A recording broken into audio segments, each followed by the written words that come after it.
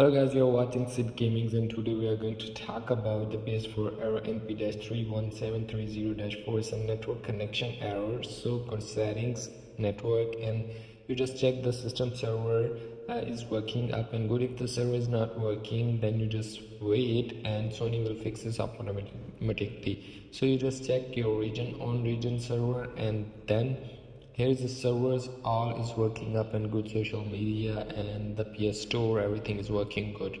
You just forget your internet connection again, and then you just connect it again. Use customs and easy settings, so you can change a DNS account, a DNS settings, the primary DNS and a secondary DNS here, and then connect it again, and it will be fixed after that.